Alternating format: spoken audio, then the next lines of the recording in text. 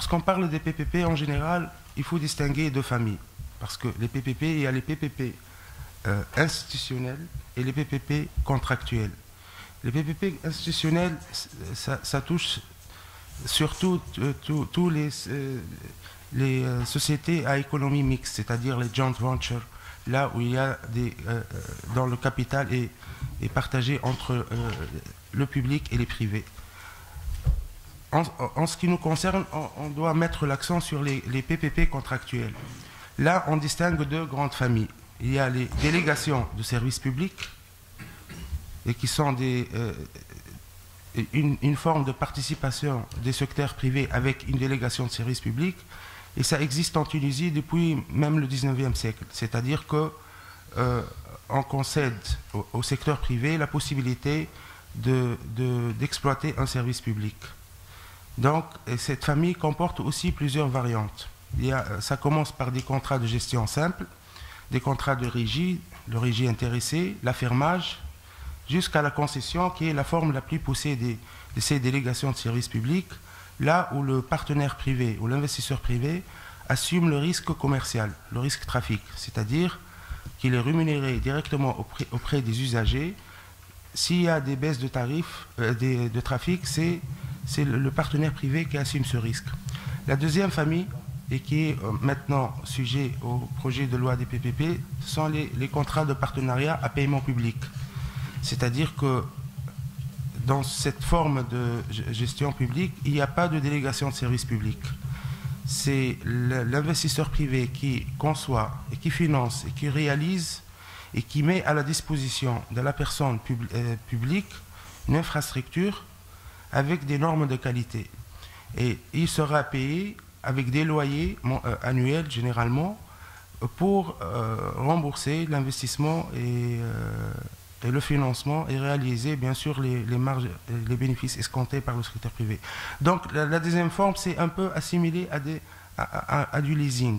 C'est-à-dire que c'est comme si on utilise cette forme pour mettre à la disposition de la personne publique une infrastructure avec un paiement échelonné dans le temps, avec aussi des obligations de qualité auprès de la personne privée. C'est-à-dire que l'entretien, la maintenance, il y a des normes de qualité qui doivent être respectées par l'investisseur privé, sinon il est sanctionné par les loyers qui lui sont versés. Donc c'est pour ça que j'ai voulu bien sûr mettre l'accent sur les définitions, parce qu'il y a quelques confusions concernant les différentes formes de PPP. Concernant les craintes évoquées par notre député, l'impact sur les citoyens. On sait très bien que le service public en Tunisie, il est fortement subventionné par l'État.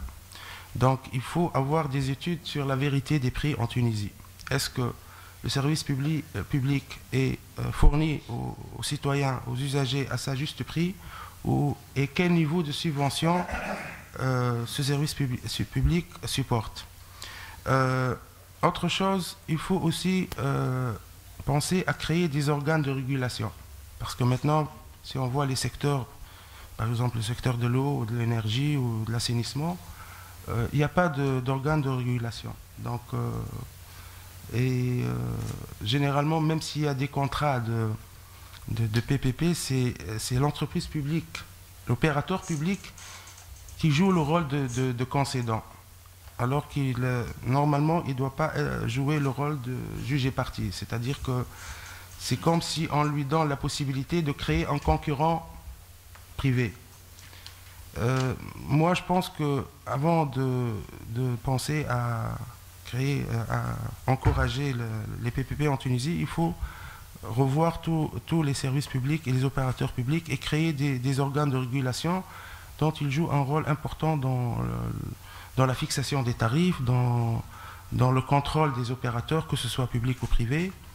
Donc, et je pense que plusieurs études ont recommandé d'aller dans ce sens-là. Concernant les craintes par rapport à la bonne gouvernance, donc j'ai contribué à la réalisation et à la proposition du projet de loi. Donc, on a repris pratiquement les principes de passation des marchés dans le cadre des marchés publics, à savoir la transparence, l'égalité des chances et la concurrence, et même les exceptions qui ont été évoquées pour tout ce qui est gré à gré, c'est généralement les mêmes conditions qui ont été reprises auprès des marchés publics. Je reviens un petit peu aux expériences. Donc, je peux peut-être citer 2 ou 3 expériences en Tunisie. On a le centrale électrique de Rades qui a été réalisé en BO, en Build Own Operate.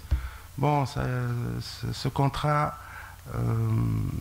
peut-être que c'est la première, le premier grand projet qui a été réalisé sous cette forme en Tunisie. Si on fait une petite évaluation de ce projet, on s'aperçoit qu'il y a un déséquilibre dans ce contrat puisque la personne publique a supporté les risques les plus importants, à savoir et essentiellement le risque de change puisque l'opérateur privé est rémunéré avec une formule de cost and fee, c'est-à-dire qu'on calcule tous ces coûts de revient avec des marges. Et puisque ce projet a été financé par des financements donc, étrangers avec de la monnaie extérieure, donc le risque de change a été supporté par la STEG. Et à un certain moment, la STEG a été obligée d'acheter le kilowattheure plus cher que lorsqu'elle le produisait elle-même. Donc et surtout qu'il y a des clauses aussi de take or pay, c'est-à-dire qu'il y a une quantité minimum que la STEG doit acheter annuellement. La deuxième expérience, c'est peut-être l'aéroport d'Anfida, qui a été réalisé en BTO, Bulk Transfer Operate. Bon, les difficultés que l'opérateur maintenant est en train de supporter, c'est généralement dû à une baisse de trafic par rapport aux projections initialement prévues, vu les événements que la Tunisie a survécu concernant la révolution et la baisse des passagers, des trafics du passager. Donc,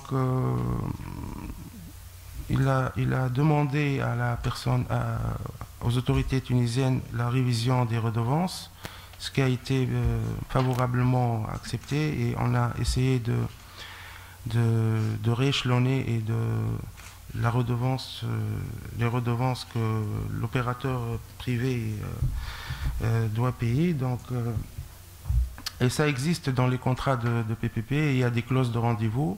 Si l'équilibre économique du contrat est touché, on peut généralement